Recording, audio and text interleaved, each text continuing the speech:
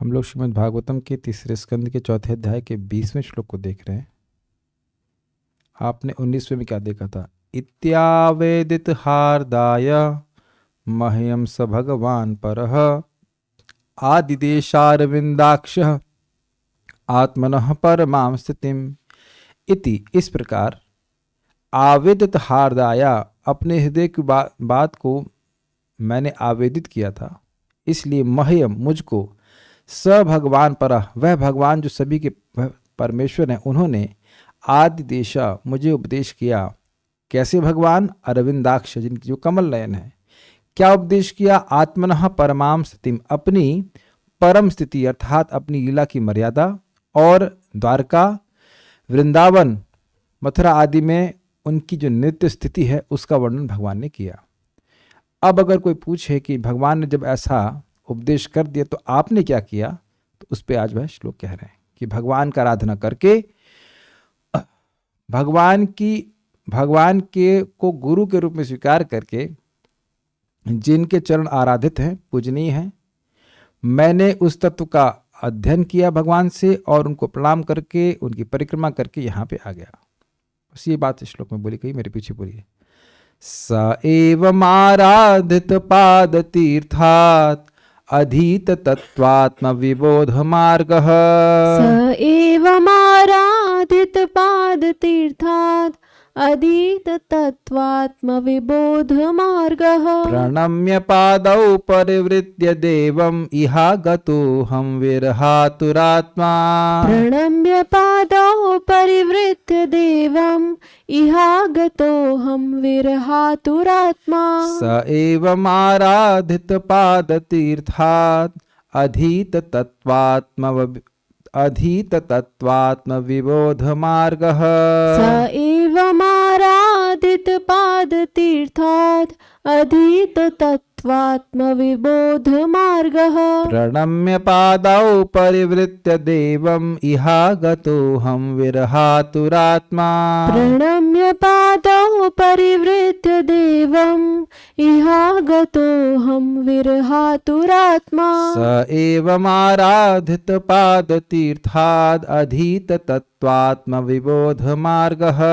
स एवमाराधित पाद तीर्थात् अधीत तत्वात्म विबोध मार्गः। प्रणम्य पादौ परिवृत्य देवम् इहागतोऽहं विरहातुरात्मा। प्रणम्य पादौ परिवृत्य देवम् इहागतोऽहं विरहातुरात्मा। स एवमाराधित पाद तीर्थात् अधीत तत्वात्म विबोध मार्गः। स एवमाराधित पाद तीर्थात् अधीत तत्वात्म विबोध मार्गः। प्रणम्य पादौ परिवृत्य देवम् इहागतोऽहं विरहातुरात्मा। प्रणम्य पादौ परिवृत्य देवम् इहागतोऽहं विरहातुरात्मा। स एवमाराधित पाद तीर्थात् अधीत तत्वात्म विबोध मार्गः। स एवमाराधित पाद तीर्थात् अधीत तत्वात्म विबोध मार्गः। प्रणम्य पादौ परिवृत्य देवम् इहागतोऽहं विरहातुरात्मा। प्रणम्य पादौ परिवृत्य देवम् इहागतोऽहं विरहातुरात्मा। सभी लोग साथ में बोलिए। स एवमाराधित पाद तीर्थात् अधीत तत्वात्म विबोध मार्गः। प्रणम्य पादौ परिवृत्य देवम् इहागतोऽहं विरहातुरात्मा।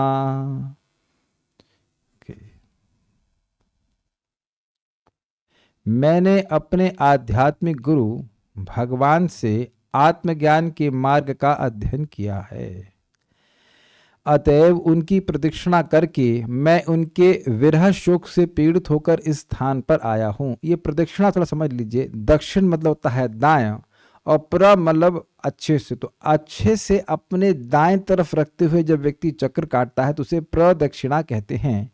और यह किसी भी व्यक्ति के प्रति सर्वश्रेष्ठ आदर का सूचक होता है, यह बहुत अत्यधिक आदर का सूचक होता है। जैसे आप देखिए हम लोग मंदिर में उल्टा नहीं घूमते हैं, यानी एंटी क्लॉकवाइज नहीं घूमते, क्लॉकवाइज घूमते हैं, प्रदक्षिणा करते हैं। जो व्यक्ति मंदिर, भगवान विष्णु के मंदिर की 4 बार परिक्रमा करता है तब वह जन्म मृत्यु के चक्र से मुक्त हो जाता है। इसलिए आप देखेंगे सुबह मंदिर में लोग परिक्रमा करते हुए दिखते हैं, या वृंदावन की परिक्रमा करते हैं, तो परिक्रमा जो होती है वह प्रदक्षिणा के रूप में होती है। ये समझ में आ रहा है आप लोग को? अपने पता नहीं वीडियो में लेफ्ट दिख रहा है कि राइट दिख रहा है, लेकिन आप समझ रहे हैं, राइट, ये मेरा राइट हैंड है, तो राइट हैंड को रखते हुए अपने भगवान की तरफ रखते हुए, अर्थात भगवान या मंदिर को अपने दाएं तरफ रखते हुए व्यक्ति परिक्रमा करता है। ये बहुत बड़ी शिक्षा यहाँ प्राप्त हो रही है। तो गुरु की परिक्रमा करते से आपने श्रील प्रभुपाद जी की परिक्रमा करते हुए समाधि में भक्तों को देखा होगा। ये देखा, तुलसी जी की तो परिक्रमा करते हैं आप लोग। यानी कानी च पापानि ब्रह्म हत्यादिकानि च तानि तानि प्रणश्यन्ति प्रदक्षिणा पदे पदे। तो जितने भी पाप हैं, ब्रह्महत्या का पाप भी है, वह भी तुलसी जी की परिक्रमा पर पद पद पर नष्ट हो जाता है, प्रदक्षिणा करते हुए, उनको दाएं तरफ रखते हुए। तो ये बात है। तो क्या किया उन्होंने? भगवान को अपने गुरु के रूप में स्वीकार किया था, उनसे अध्ययन किया अध्यात्म का मार्ग का, और उसके बाद उनको परिक्रमा करके वो यहाँ पे आ गए। यहाँ का मतलब यमुना जी के तट पर वृंदावन में। एवं इस प्रकार बोला जैसे वर्णन किया गया, तत्व ज्ञान का उपदेश करने की प्रार्थना उद्धव जी ने करी थी। आराधित पाद तीर्थात, आराधित चरण भगवान श्री कृष्ण को तीर्थ अर्थात गुरु मानकर उनसे, अब थोड़ा समझिए इसका मतलब क्या है। आराधित पाद, जिनके चरण आराधित होते हैं, कौन है वो? भगवान श्री कृष्ण, ठीक। और तीर्थ का मतलब होता है गुरु। यहाँ पे समझा रहे, तीर्थ का मतलब जिसके प्रति व्यक्ति की बहुत आदर बुद्धि होती है कि ये हमको पवित्रता देंगे, हमें परमार्थ की प्राप्ति कराएंगे। इसी बुद्धि से व्यक्ति तीर्थ जाता है ना। जैसे भगवान की ही उक्ति है, यस्यास्ति बुद्धिर कुणपे त्रिधातुके, यस्यास्ति बुद्धिर कुणपे त्रिधातुके, सधि कलत्रादिषु भौम इज्जति, यतीर्थ बुद्धि सलिले न करहिचित, जनेष्वभिज्ञेषु स एव गोखरः। तो यहाँ पे भगवान श्री कृष्ण कह रहे हैं, यस्यात्म बुद्धि कुणपे त्रिधातुके, कुणप मतलब बैग, और त्रिधातु मतलब कफ, पित्त और वायु, इस तीनों का बैग जो शरीर है, जिसकी उसमें आत्मबुद्धि होती है। यस्यात्म बुद्धि कुणपे त्रिधातुके,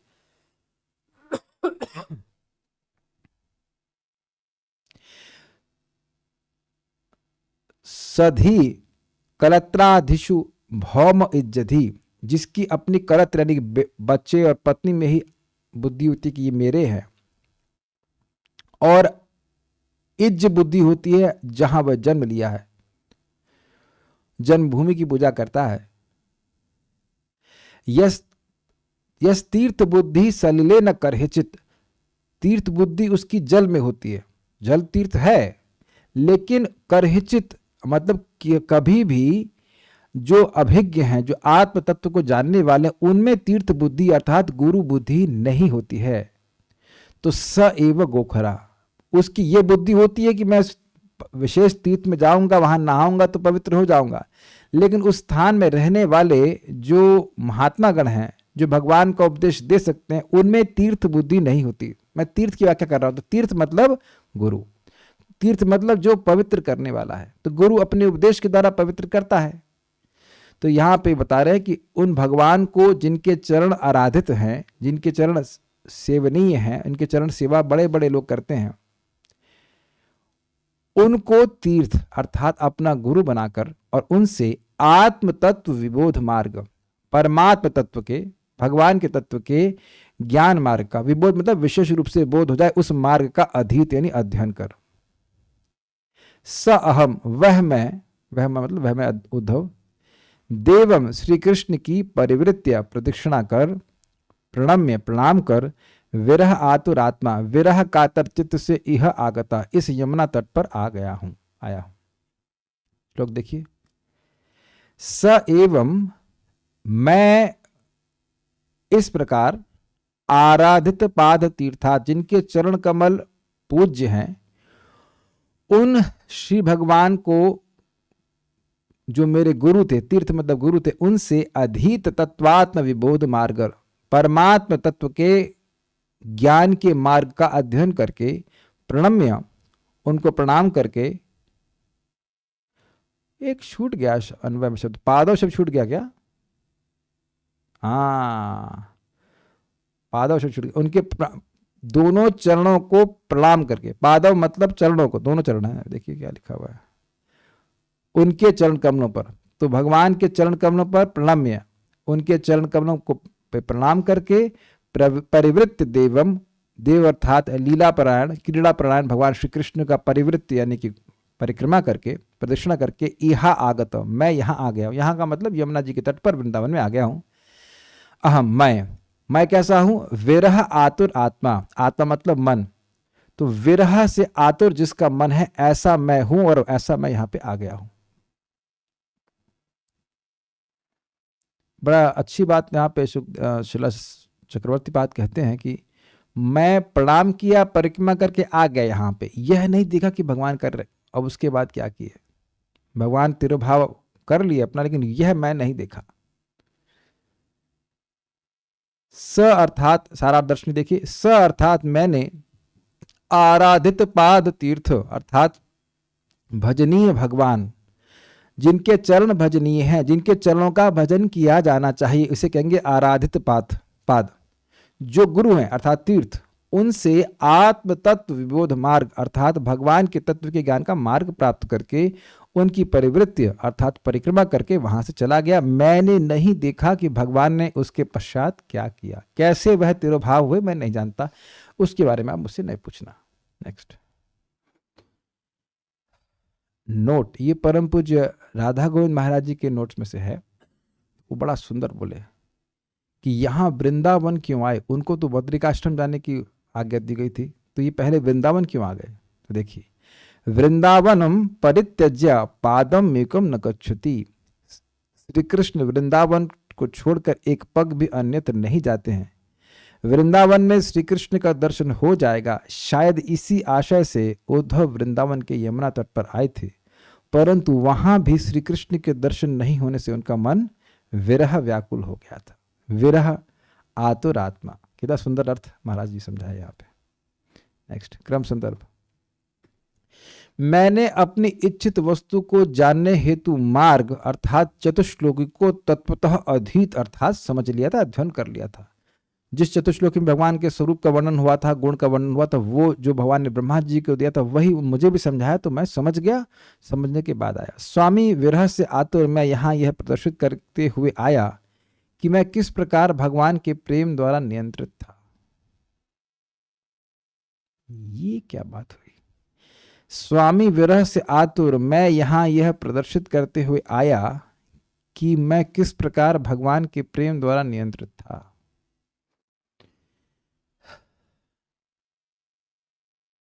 तो आप कहेंगे अगर भगवान से प्रेम था तो भगवान को छोड़ा क्यों? क्योंकि भगवान की आज्ञा थी। भगवान की आज्ञा थी कि उद्धव जी बद्रिकाश्रम जाएं, और इस प्रकार से यद्यपि वह उनके लिए अत्यंत व्याकुल करने वाला था, फिर भी भगवान की आज्ञा को शिरोधार्य करते हुए वह विरह से पीड़ित होते हुए भी आ गए इधर। बहुत इंटरेस्टिंग है। इस प्रकार उन्होंने संकेत दिया कि शुष्क ज्ञान को भगवतम के निष्कर्ष के रूप में अस्वीकार कर दिया गया था। क्या मतलब है इसका? भगवान ने मुझे चतुश्लोकी का ज्ञान दिया, इससे मेरा प्रेम बढ़ा, तो अगर भगवान निर्विशेष होते तो प्रेम कैसे बढ़ता? भगवान निराकार होते तो प्रेम कैसे बढ़ता? निराकार से कोई प्रेम करता है? यहां देख रहे हैं कि और विरह से आतुर हो गए अर्थात प्रेम। देखिए, वियोग से विरह नहीं होता है, केवल वियोग से विरह नहीं होता है। जब किसी का किसी से प्रेम होता है, उससे वियोग होता है, तब विरह होता है। ऐसे तो हम लोग बहुत लोग से दूर हैं ही, जिन लोगों से बहुत दूर हैं उनका स्मरण भी नहीं होता है। अग्रीड?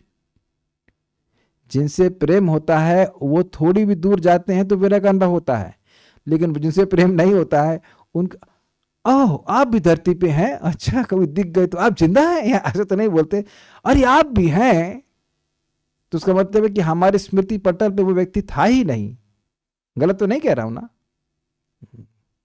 लेकिन अगर प्रेम होता है और वो व्यक्ति दूर होता है तो स्मृति पटल पर वहीं पे चित्त में वही व्यक्ति बसा रहता है, उसके अलावा और कुछ होता नहीं। तो अगर भगवान निर्विशेष होते तो इस प्रकार से उद्धव जी कैसे विरह आतुरात्मा होते, बताइए। ठीक है, तात्पर्य, श्री उद्धव का वास्तविक जीवन चतुश्लोकी भागवत का प्रत्यक्ष प्रतीक है, जिसे भगवान ने सर्वप्रथम ब्रह्मा जी से कहा था। अब एक बात समझ में बिल्कुल नहीं आती, ये कैसी बात हो गई। देखिए भागवतम, चतुश्लोकी भागवतम का पहला श्लोक क्या है, ज्ञानम परम गुह्यम में यद विज्ञान समन्वितम सरहस्यम च अंगम च तदंगम च गृहाण गदितम मया। मैं तुम्हें ज्ञान और विज्ञान से समन्वित ज्ञान दूंगा और उसके रहस्य से समन्वित ज्ञान दूंगा। रहस्य क्या है, प्रेम भक्ति। तो बेसिकली बात क्या है, भागवतम का सार है भगवान की प्रेमा भक्ति। इसीलिए तो श्रीमद् भागवतम पढ़ रहे हैं, सुन रहे हैं, ताकि भगवान में प्रेम हो जाए। और यहां पे उद्धव जी को प्रेम हो गया। ईश्वर पुरीपाद जो श्रील चैतन्य महाप्रभु के गुरु थे, उन्होंने चैतन्य महाप्रभु के हृदय में भगवान का नाम बोलने से प्रेम के लक्षण देखे। महाप्रभु ने अपने गुरु से कहा, किबा मंत्र दिला गोसाई किबा तारा बोल, जपीते जपीते मोई होइला पागल। बड़ा सुंदर श्लोक लगता, कीबा मंत्र दिला गोसाई कीबा तारा बल। ये हे गोसाई, हे गुरु महाराज, आपने क्या मंत्र दे दिया था, क्या हो गया, इसका बल कैसा है, तो क्या हो गया भाई। तो कहते हैं जपीते जपीते मोई होइला पागल, मैं जपते जपते इसको पागल हो गया हूं। तो गुरु महाराज कहते वेरी नाइस कहते बहुत बढ़िया, ऐसा पागलपन नहीं दिखता है लोगों में सामान्यतः। मैं तुम्हारे जैसा शिष्य प्राप्त करके धन्य हो गया, पागल शिष्य प्राप्त करके मैं धन्य हो गया ना। क्यों, तो कहते हैं, फिर एक श्लोक कोट करते हैं, ये भी 11वें स्कंद से है। एवं वृतः स्वप्रिय नाम कीर्त्या जाता अनुराग उद्रत चित्त उच्चै, हसति रोदति गायति उन्मादवत नृत्यति लोक बाह्य।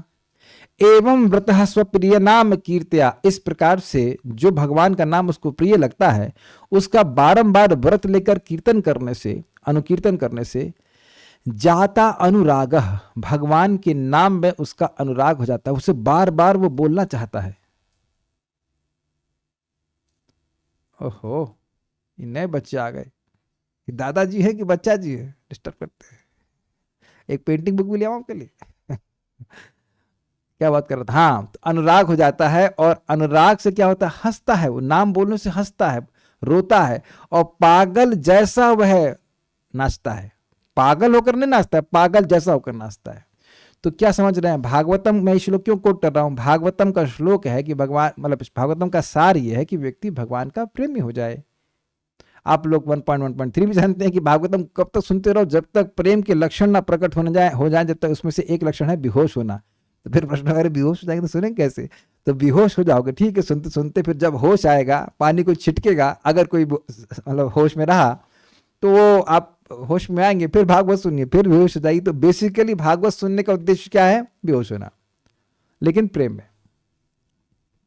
तो इसीलिए प्रभुपाद कह रहे हैं, श्री उद्धव जी का वास्तविक जीवन चतुश्लोकी भागवत का प्रत्यक्ष प्रतीक है, जिसे भगवान ने सर्वप्रथम ब्रह्मा जी से कहा। प्रत्यक्ष मतलब जो आंखों के सामने दिखे, जिसको भगवान से विरह का अनुभव होने लग गया, वास्तव रूप से वही श्रीमद् भागवतम का असली जीवंत लक्षण ऐसे कहना चाहिए। हम लोग तो अभ्यास में लगे अभी।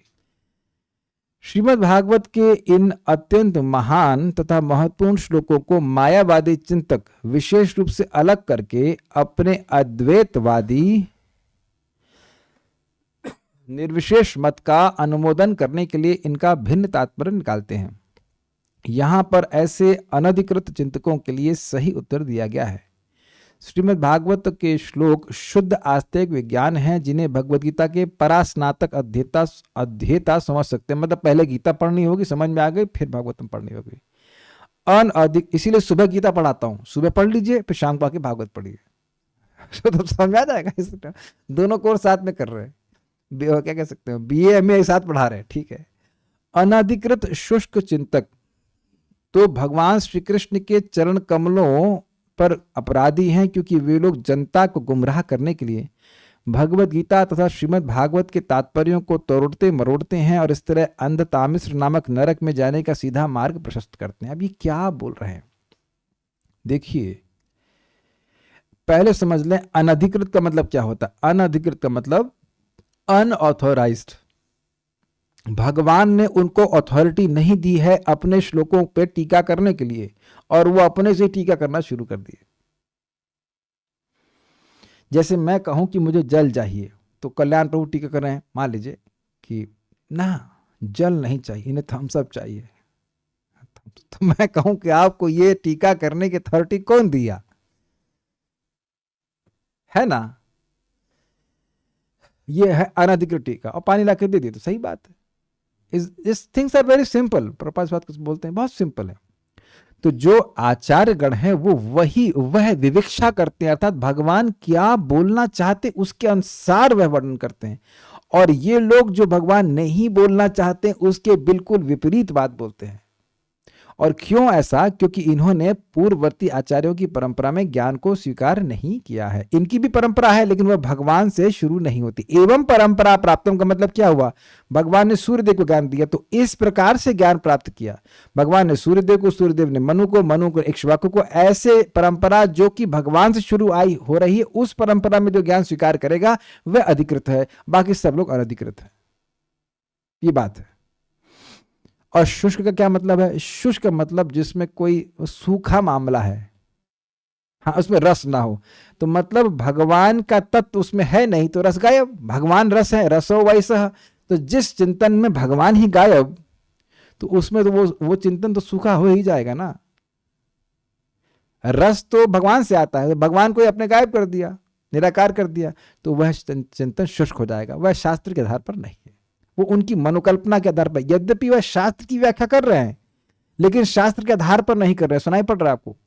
शास्त्र के आधार पर शास्त्र की व्याख्या नहीं कर रहे हैं, वो अपनी मनोकल्पना के आधार पर शास्त्र की व्याख्या कर रहे हैं, तो इसलिए गड़बड़ हो जाती। ठीक है।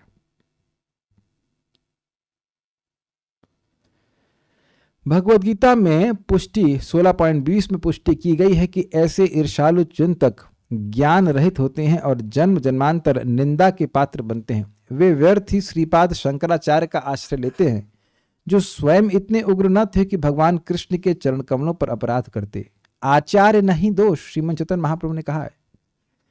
प्रकाशानंद सरस्वती को जब उनने बनारस में मतलब क्या शास्त्रार्थ में डिफीट किया, तो उन्हें स्पष्ट कहा कि आचार्य नहीं दोष, शंकराचार्य जी का दोष नहीं है मायावाद का प्रचार करने में, क्योंकि भगवान कृष्ण ने स्वयं उनको आज्ञा दी थी मायावाद का प्रचार करने के लिए।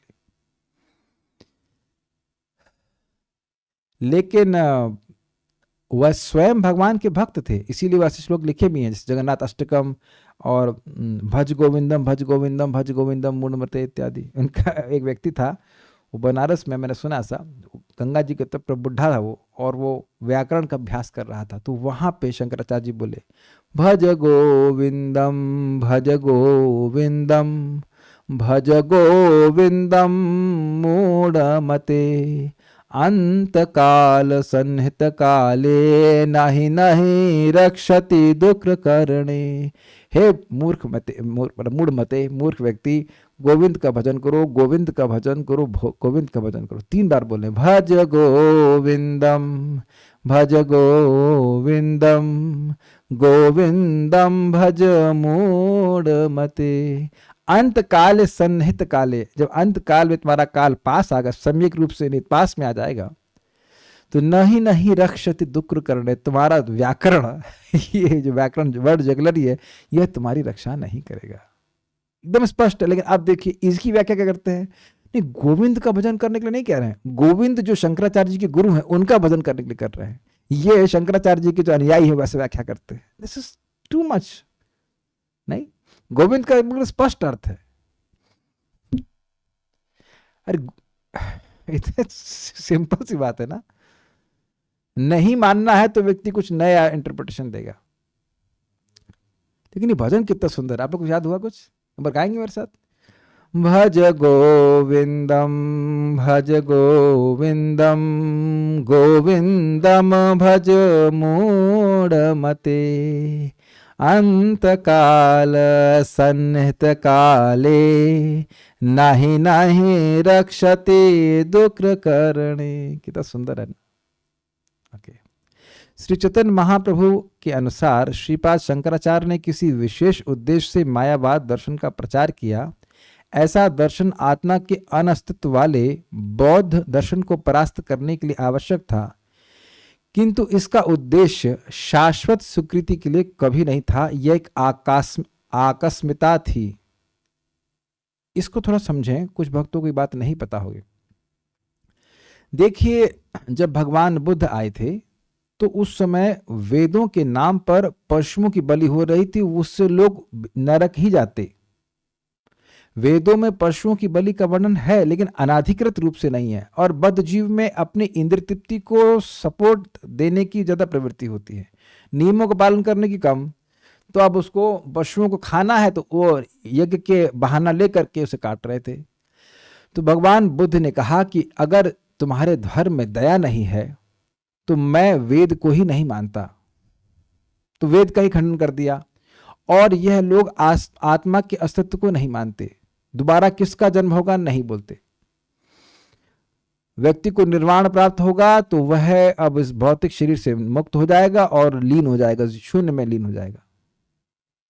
एक इंटरेस्टिंग बात है। वैसे प्रश्न बन जाता है कि भाई देह तो छूट ही रहा है सबका, तो फिर साधना करने की क्या जरूरत है? और अगर दोबारा जन्म होगा तो किसका जन्म होगा? शून्य का तो होगा नहीं। आप मेरी बात समझ रहे हैं? अगर भाई क्या आप कह रहे हो भाई भोगों में मत लगो, वो तो भी बोलते हैं भोग मत करो, ये मत करो, साधना करो। तो भाई शरीर तो सबका छूटना है, तो शरीर छूटने के बाद अगर शून्य में लीन होना है तो उसके लिए आप साधना कर रहे हो। पहली बात तो शून्य कुछ है नहीं, और उसके बाद दूसरी बात यह कि अगर मैंने साधना नहीं करी, मैं भोगों में पड़ा रहा, तो आप आत्मा को तो स्वीकार नहीं कर रहे हो, तो जन्म किसका होगा? मुझे तो कोई उत्तर दिया नहीं आज तक। मतलब मैंने कुछ लोगों से पूछा भी, ज्यादा लोगों से पूछा भी नहीं, लेकिन किसी को उत्तर पता हो बौद्ध के धर्म के अनुसार तो कोई ज्ञानी हो तो बताइएगा हमको। हमें नहीं समझ आता कि जन्म किसका होगा। जब आत्मा को ही नहीं आप स्वीकार कर रहे हो तो जन्म किसका होगा? और फिर दूसरा प्रश्न हो जाएगा, शून्य में जाके होगा क्या? निर्वाण तो होगा, लेकिन किसका निर्वाण होगा और कौन शून्य में जाएगा?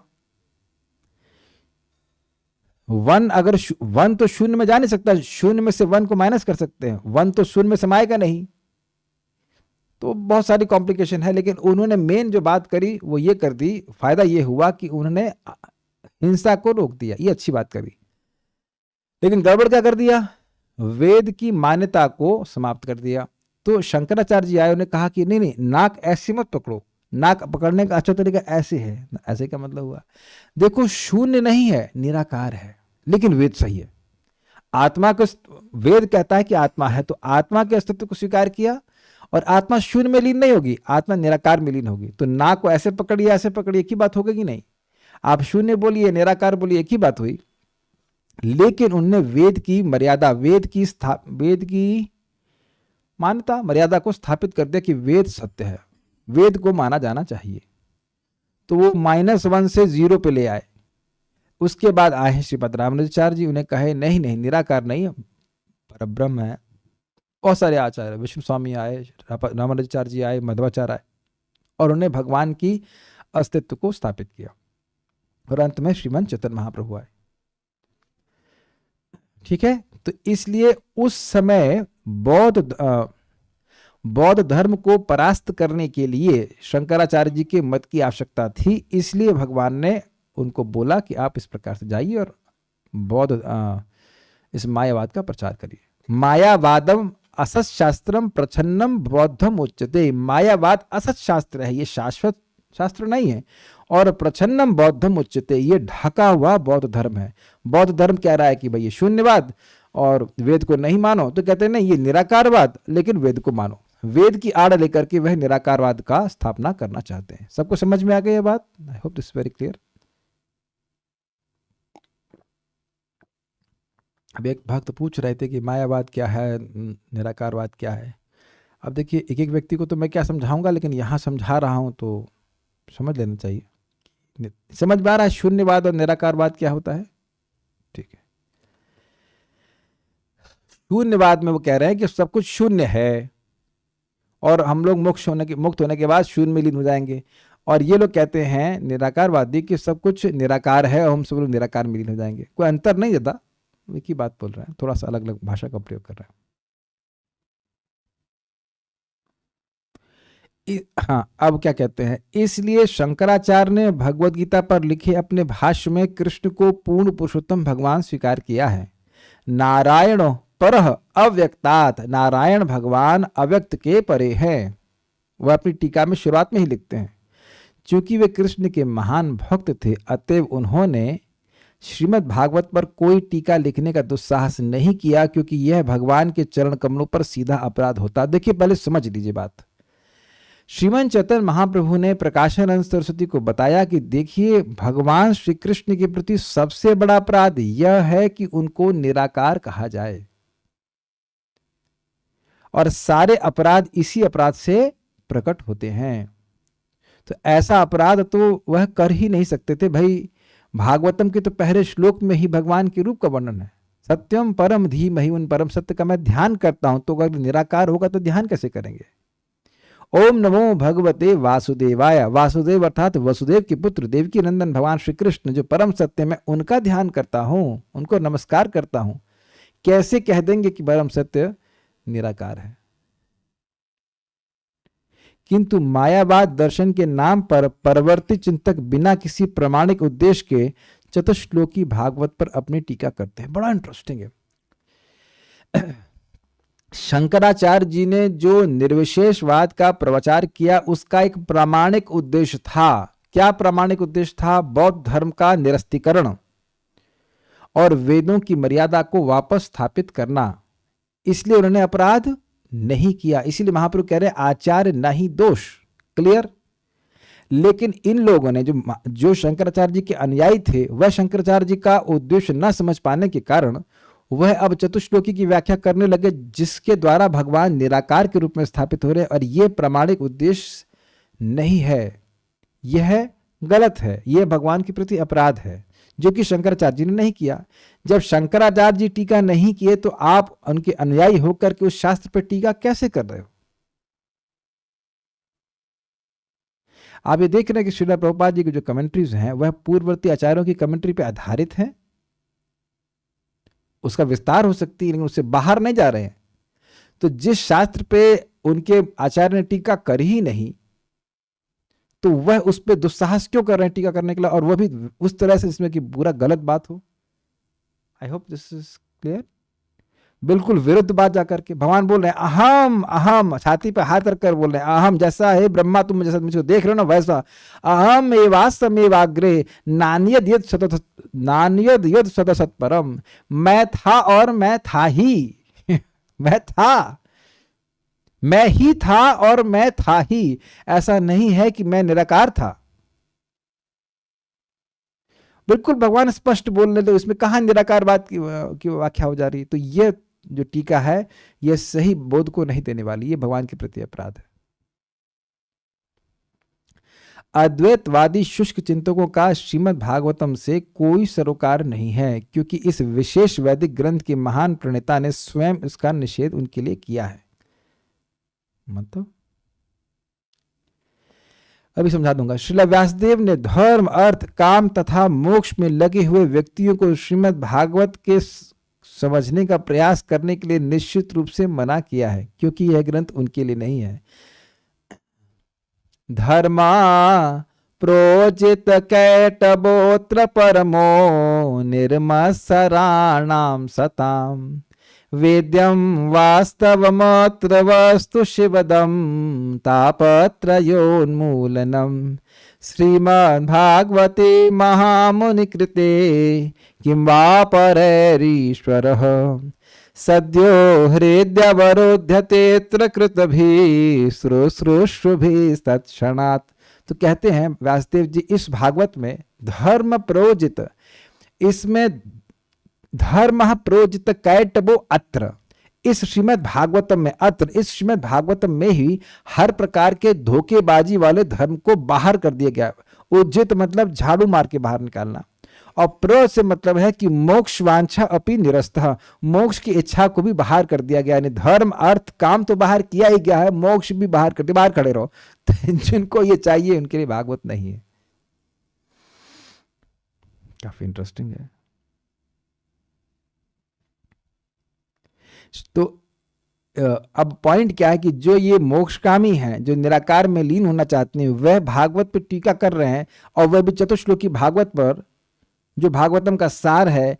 अब उनसे पूछो कि क्या आपका भगवत श्रीमद् भागवतम पे अधिकार है ही क्या?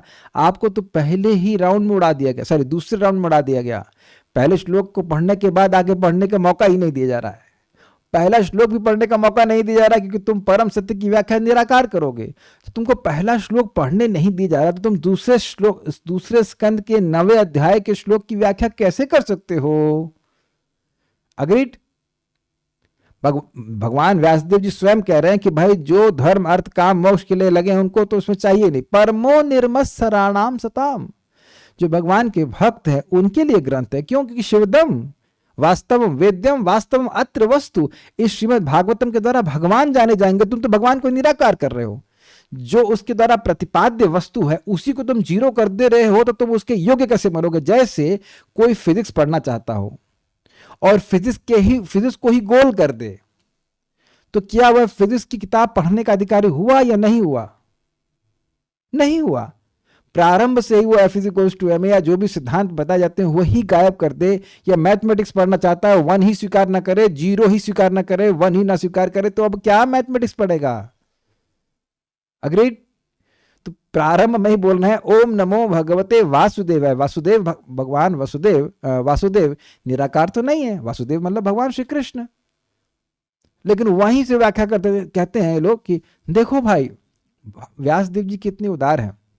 वह यह नहीं कहते कि हम श्री कृष्ण का ध्यान करते हैं, वह कहते हैं कि हम परम सत्य का ध्यान करते हैं।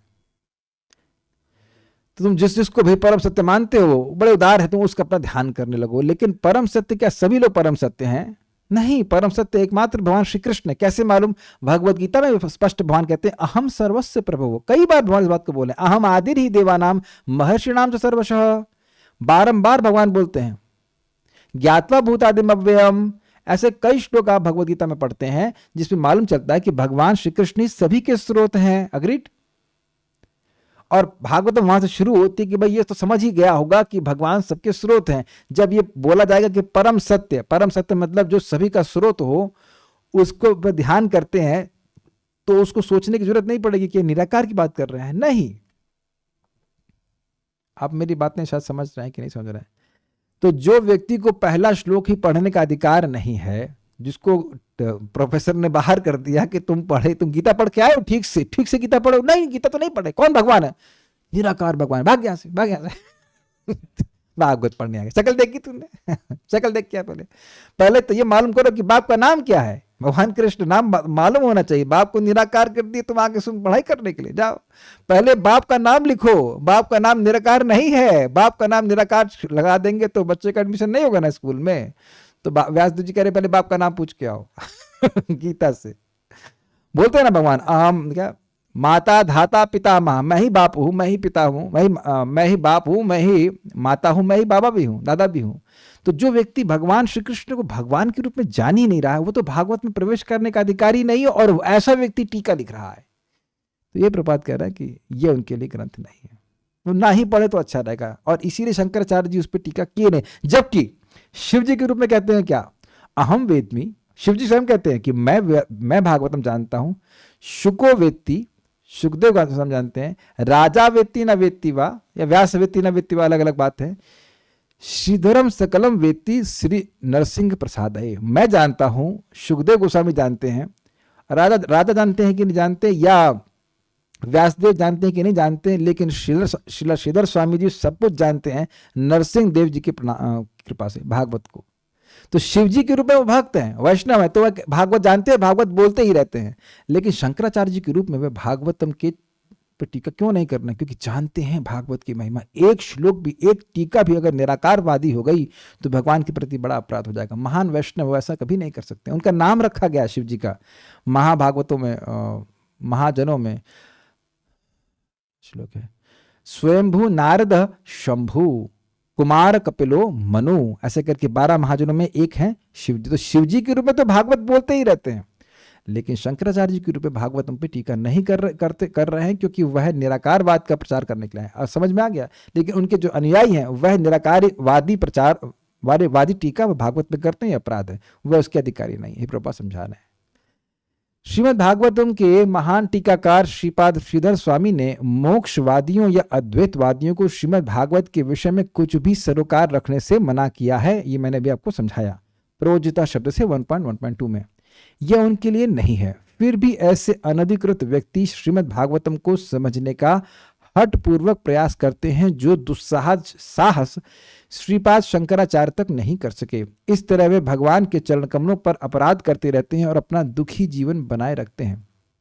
थोड़ा समझने का प्रयास करें कि जो व्यक्ति भागवतम पढ़ के यह नहीं समझा कि जीवन का परम उद्देश्य भक्ति है, तो वह कुछ नहीं समझा, क्योंकि पहला प्रश्न यही है कि शास्त्रों का वह सार बताएं जिससे जीव सुखी हो जाए। ये नात्मा सुप्रसिद्धि पहला ही प्रश्न है जिस पे पूरी भागवतम आधारित है, और इसका उत्तर दिया है सवैपुम साम परो धर्मो यतो भक्तिर अधोक्षजे अहेतुकी अप्रतिहता ये नात्मा सुप्रसिद्धति। वही पर धर्म है जिसका अनुशीलन करने से व्यक्ति की भगवान अधोक्षज में जो इंद्रियों के परे हैं उनमें अहेतुकी और अप्रतिहता भक्ति हो जावे, जिसकी वजह से आत्मा प्रसन्न हो जाती है, उसकी बुद्धि प्रसन्न हो जाती है। तो जो भगवान की भक्ति को ही स्वीकार नहीं कर रहा है, फिर भागवतम को समझा क्या? जिस श्लोक से भागवतम की उत्पत्ति हुई कि भाई जीव का परम शास्त्रों का वह सार बताइए जिससे जीवों को आनंद हो जाए, आत्मा उनकी प्रसन्न हो जाए, वही नहीं समझे तो तुम प्रसन्न होने वाले ही नहीं। भागवतम का प्रयोजन है कि हम लोगों को भगवान का प्रेम से भरा हुआ पार्षद बनाकर भगवान के पास पहुंचा दे। तो तुम भगवान के धाम को ही गोल कर दिए, भगवान को ही गोल कर दिए, तो फिर तो भागवतम के प्रयोजन से विरुद्ध बात बोल रहे हैं ना। ये बात पर पास समझा रहे हैं कि ऐसे लोगों को दुस्साहस नहीं करना चाहिए, वो और दुखी हो जाएंगे। अपना चलो तुम कुछ भी सोच रहे तो अलग बात है, तुम बोल करके दूसरा का बुद्धि और भ्रष्ट कर रहे हो। चलो भाई नहीं पता तो चुप रहना चाहिए ना। जैसे अभी मैं आज डॉक्टर के पास जा रहा था तो एक व्यक्ति ने पूछा गीता आश्रम कहाँ है, हमने कहा हमें नहीं पता। इज इट नॉट, मैं बोलता यहाँ से जाके लेफ्ट, उसका राइट, उसके बाद टर्न, और ऐसे करके बता देता तो बेचारा और गलत हो जाता कि नहीं। मुझको नहीं पता क्योंकि मेरा उससे कोई सरोकार नहीं है, इसलिए मुझे नहीं पता। मेरा उससे कोई उस गीता आश्रम से मेरा कोई सरोकार नहीं था, इसलिए मुझे नहीं पता। मैं रिपीट कर रहा हूँ, समझ रहे ना क्यों? उस गीता आश्रम से मेरा कोई सरोकार नहीं था, इसलिए न तो मैंने कभी सुना, ना मैं कोई उसमें इंटरेस्ट था, इसलिए मुझे नहीं पता। समझ गए ना? तो ये जो मायावादी हैं, इनको भगवान के धाम से, वैकुंठ से कोई सरोकार नहीं है, तो उन्हें पता भी नहीं है। तो कम से कम दूसरे को तो मत बताओ, गलत तो मत बताओ। ये आप बहुत हल्के में ले रहे हैं। लोग गलत गुरुओं से सुन करके इतना उनका दिमाग डिस्टर्ब हो जाता है कि सही बताने पर और उनके द्वारा एटलीस्ट बाह्य रूप से स्वीकार किए जाने पर भी कि आप मतलब जो भक्त वो सही बोल रहा है, फिर भी वह स्वीकार नहीं कर पाते कि गुरु जी की बात उतनी काइंड ऑफ रील की तरह फंसी हुई है। मैं समझाने का प्रयास कर रहा हूँ। मैंने देखा कि एक बार किसी भक्त को बता रहे थे, अच्छे से याद है, मैं उज्जैन जा रहा था और एक व्यक्ति, उनका नाम अर्जुन था, बड़ा अच्छा नाम था, अर्जुन शर्मा से कुछ नाम था, जो भी रहा हो। तो उनसे मैं बात कर रहा था और उनकी स्वाभाविक सी बात है, मैं उनसे बात कर रहा था भगवान की, तो और भी माता जी लोग 4-5 माता जी इकट्ठी हुई, and they were not insincere. वह खराब लोग नहीं थे और वह मेरी बात स्वीकार भी कर रहे थे, लेकिन कहते हाँ सही कह रहे, शास्त्र के अनुसार कह रहे। फिर उनका लेकिन टेप रिवाइंड हो गया, वही नहीं हमने तो यही पढ़ा है कि सब भगवान है, सब भगवान है, सब भगवान। तो अब वही फीड कर दिया गया, तो उसको चेंज करना बड़ा कठिन है। तो नहीं सुनती तो एक बार में सुनती, समझ में आ जाता। मैं अपना अनुभव बता रहा हूँ कि मैंने किसी की पूजा नहीं करी, तो प्रभुपाद जी ग्रंथ मिले, भक्तों से सुना, बस वो तुम डाल हम पात वो उधर से बोलते जा रहे हैं, हम स्वीकार करते जा रहे हैं। मतलब कुछ इस तरह की फिलोसफिकल डिस्टर्बेंस नहीं था। और जिन लोगों का भी इस प्रकार का रहा है उनके लिए बहुत आसानी रहेगी स्वीकार करने में। लेकिन जिनकी बुद्धि बहुत तेज चलती है, मतलब कोट एंड कोट तेज चलती है, कह रहे भगवान निराकार है, ये उनकी बुद्धि में प्रवेश कराना बहुत मुश्किल होता है। तो अपना जीवन दुखी करते हैं, दूसरे का भी जीवन दुखी कर देते हैं। यहाँ पर यह विशेष ध्यान देने की बात है कि उद्धव ने चतुश्लोकी भागवत सीधे भगवान से पढ़ी, जिन्होंने इसे सर्वप्रथम ब्रह्मा जी से कहा और इस बार परमाम स्थिति के रूप में आत्मज्ञान की अधिक गूढ़ रूप से व्याख्या करी। क्या मतलब है? जो ब्रह्मा जी को नहीं दिए कि उससे अधिक ज्ञान यहाँ पे दिया। प्रेम के ऐसे आत्मज्ञान को सीखकर उद्धव भगवान के विरह भावों से अत्यधिक दुखी हुए। ये दुख अलग प्रकार का, इसमें आनंद है, आनंद से युक्त दुख है। जब तक उद्धव की अवस्था तक जागृत ना हो लिया जाए तब तक श्रीमद् भागवतम के इन 4 अनिवार्य श्लोकों का असली अर्थ नहीं समझा जा सकता। हम लोग यह सोच सकते हैं कि हमें थ्योरेटिकली सब समझ में आ गया, लेकिन देखिए अब बात तो यह है कि उद्धव जी को समझ में आया तो परिणाम क्या हुआ? विरह आतुर आत्मा। ऐसा हमको निराश नहीं होना चाहिए, लेकिन भक्ति करते करते ऐसी स्थिति आ जाए कि भगवान से विरह का अनुभव होने लगे, प्रेम का अनुभव होने लगे, तब वह इस बात को समझेगा। इसी बात को महाप्रभु ने कहा है कि जो व्यक्ति प्रेम में पागल है वह श्रीमद् भागवतम को समझ सकता है। हम लोग तो प्रयास कर रहे हैं अपने को शुद्ध करने के लिए। यह अवस्था श्री चैतन्य महाप्रभु ने भी प्रकट की थी। किसी को श्रीमद् भागवत के अर्थ को तोड़ने मरोड़ने के अनधिकृत कार्य में प्रवृत्त होकर अपराध के घातक मार्ग पर अपने को नहीं डालना चाहिए। इस संबंध में एक भक्त विनोद कर रहे थे कि वेद भी ऐसे व्यक्ति से बड़ा घबराता है जिसे ज्ञान आधा हो। क्यों? कहेंगे जो मेरा स्वरूप है उसको चेंज करके ये बोल देगा। मान लीजिए किसी की नाक सीधी हो, उसकी नाक ऐसी टेढ़ी कर दे तो डरेगा ना कि तो मेरी नाक टेढ़ी कर देगा, है कि नहीं? तो मेरी नाक टेढ़ी कर देगा, मेरा कान टेढ़ा कर देगा। तो जो श्लोक का अर्थ है वो अर्थ सामने वाले को तो वैसे संस्कृत पता नहीं, और शायद इसको भी नहीं पता है क्या पता है, लेकिन घुमा फिरा करके अर्थ तो संस्कृत में बहुत तरह के होते हैं। आत्मा का कई अर्थ आप शरीर ले सकते हैं, आत्मा का कई अर्थ आप आत्मा ले सकते हैं, परमात्मा ले सकते हैं, कुछ भी ले सकते हैं। उसे घुमा घुमा करके वह व्यक्ति को, लोगों को भ्रमित कर सकता है। तो वेद भी डरता है ऐसे व्यक्ति से। तो ये सब बातें हैं। कोई प्रश्न और किसी वक्त का है यहाँ पे? तो देखता हूँ। ये तो भगवत गीता में है पता चल गया है कि हमें भक्ति ही करनी है, तो भागवत में डाउट कहाँ है? अरे तो भगवत गीता सुने हैं इसलिए डाउट नहीं है, और भगवत गीता को भी आपने प्रमाणिक रूप से परंपरा में सुना है इसलिए इस बात को समझ रहे हैं। लेकिन ऐसे भी लोग हैं जो कहते हैं अरे भाई भगवान क्यों इस युग में आने लगे? भगवान बोलते ना यदा यदा ही धर्मस्य ग्लानिर्भवति भारत, तो कहते भगवान कैसे आएंगे? आप और मैं आते हैं धर्म की स्थापना करने के लिए। तो धर्म के विरुद्ध बोल रहा है और कह रहा है कि धर्म की स्थापना करने के लिए आते हैं। How it is there? कुछ पूछना चाहते हैं? प्रभुपाद जी से किसी ने कहा कि आपने कभी देखा है भगवान को भोजन खाते हुए? तो प्रभुपाद कह ले भाई मैं थर्ड व्यक्ति हूं, मैं मान रहा हूं कि मैं मूर्ख हूं, लेकिन आप तो तीसरे व्यक्ति हैं। भगवान बोल रहे हैं कि खाते हैं, गुरु महाराज बोल रहे हैं खाते हैं, तो मैं उनकी बात मानूं कि आपकी बात मानूं? आप तो तीसरे व्यक्ति हैं, आप पता नहीं सच बोल रहे हैं झूठ बोल रहे हैं, आप भी तो एक बद्ध आत्मा है। तो गीता पढ़ने के बाद भी लोग उल्टा अर्थ निकालते हैं। हाँ बोलिए। हरे कृष्ण प्रभु जी। प्रभु जी, व्यासदेव जी ने जब भागवतम में निराकारवाद का खंडन कर दिया है, और जब श्रीपाद शंकराचार्य अभी थोड़ी देर तो मतलब 1000 साल पूर्व ही मायावाद रूप का प्रचलन किए, तो उसके पहले भी मायावाद था? उससे पहले भी निरवशेषवाद था। इसीलिए तो भागवत में बोल दिया ना, प्रोजितम, मोक्ष की कामना करने वाले निराकार ब्रह्म में लीन होने वाले को बाहर कर दिया गया भागवतम में। मायावाद का प्रचार किया है, लेकिन मायावाद उससे पहले भी विद्यमान था, ऐसे कोई कठिनाई नहीं है। निराकारवादी इज स्टिल बेटर देन नास्तिक, at least he thinks of God better than not believing in God. एकदम गलत बात है। इन्होंने कहा कि निराकारवादी कम से कम नास्तिक से तो अच्छा है, क्योंकि वह भगवान का स्मरण कर रहा है, और नास्तिक तो भगवान में विश्वास ही नहीं रखता, जीवी नहीं। मायावाद असत शास्त्रम प्रछन्नम बौद्धम उच्यते। अच्छा ये बताइए, कोई आतंकवादी खराब है और आतंकवादी बुर्का पहन के आ गए तो अच्छा हो गया? कितने लोग समर्थन करेंगे कि आतंकवादी बुर्का पहन के आए, बुर्का पूरा ढक लिया, अंदर उसने गन रखी हुई है और चक्कू रखा हुआ है, और उसको अच्छा मानेंगे। घर में कोई चोर आया, पूरा ओपनली चोर बन के आया, और कुछ अपने को ढक कर बुर्का पहन करके आ जाए, तो आप उसे अच्छा मानेंगे? मायावाद को बौद्ध धर्म से अच्छा नहीं माना जा रहा है। खाली इस बात में इनका कंट्रीब्यूशन है कि उन्हें वेद को स्थापित कर दिया कि वेद सही है, लेकिन वेद को जिस तरह से समझाया वो बिल्कुल वैसे ही समझाया जैसे कि बौद्धों ने समझाया है।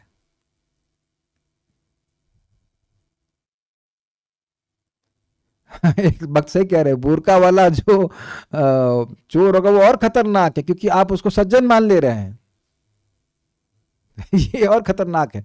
और ये बात बिल्कुल सत्य है, क्योंकि कहीं प्रभुपाद जी के तात्पर्य में ऐसा आता है कि भाई कम से कम बौद्ध है तो मालूम चलेगा वेद को नहीं मानता है, लेकिन जो वेद को मान करके व्याख्या कर रहा है वो तो और गड़बड़ा। जैसे मैंने आपको बताया कि वो माता जी लोग तो बौद्ध धर्म को नहीं सुने हैं, वह तो किसी ऐसे व्यक्ति को सुने हैं जो भगवान को जो गीता पढ़ा रहे हैं लेकिन भगवान को निराकार कह रहे हैं।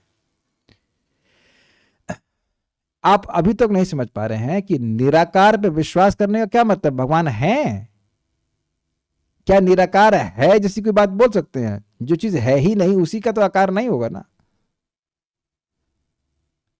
वो ऐसा नहीं कह रहे कि इसका सूक्ष्म आकार है भाई, ऐसे आकाश का भी आकार नहीं होता है, लेकिन सूक्ष्म रूप है ना आकाश का। आकाश की सृष्टि होती, सृष्टि है मतलब तत्व है, लेकिन अब ये ब्रह्म ब्रह्म हल्ला करते रहते हैं तो वो तो निराकार बोल दिया ना भगवान को। तो शून्यवाद ही है, वो शून्यवाद को ही बोल रहे हैं, लेकिन घुमा कर ढक करके बोल रहे हैं। प्रच्छन्नम बहुदम उच्यते, खतरनाक है वो, धोखेबाजी है। लेकिन इसके पीछे भी एक रहस्य है। अगर कलयुग में लोग भौतिकतावाद में लिप्त ना हो तो कलयुग फैलेगा कि नहीं फैलेगा? नहीं फैलेगा। तो कलयुग को फैलाने के लिए मायावाद का प्रचार बहुत जरूरी है। ये 1.1.1 में प्रभुपाद समझाते हैं, ये बड़ा कठिन है। देखिए, variety is the mother of enjoyment. जब अलग अलग विविधता होती तो व्यक्ति को सुख मिलता है। तो जब कह दिया जाएगा कि भाई निर्विशेष ब्रह्म में कुछ है ही नहीं, और यहाँ तो आप देख रहे हैं बहुत सारी वैरायटी है, तो यहाँ लोग भोगने में लगेंगे। निर्विशेष जो में जाने में क्या किसी को इंटरेस्ट होगा? मेरे सामने ही हमारे एक रिश्तेदार की सासू माँ बोलती हैं, पहले हम एकादशी करते थे, नियम पालन करते थे, अब जब से हम निरंकारी में ज्वाइन कर लिए हैं अब कोई नियम पालन नहीं करते। निराकार को क्या बुरा लगने वाला है? इम्पर्सनल। अच्छा, आप में से कितने लोग इस बात को स्वीकार करेंगे कि पर्सनल होना कठिन है और इम्पर्सनल होना आसान? व्हाट डू यू से? यद्यपि हमें अच्छा नहीं लगता कि लोग हमसे इम्पर्सनल हो, लेकिन हमारे लिए स्वयं इम्पर्सनल होना बड़ा आसान होता है। That means not care about others feelings. Yes, हम चाहते हैं कि हमारी फीलिंग्स की कदर हो, लेकिन दूसरे की फीलिंग की कदर हम ना करें। इजी है ना? तो भगवान क्या चाहते हैं ये भक्त जानता है। That is the meaning of being Krishna conscious. यद्यपि वह भोग में भी पड़ जाता है, तब भी वो जानता है कि कृष्ण को ये पसंद नहीं पड़ता है, ये अच्छा कार्य मैं नहीं कर रहा हूं। लेकिन निराकारवाद में क्या है?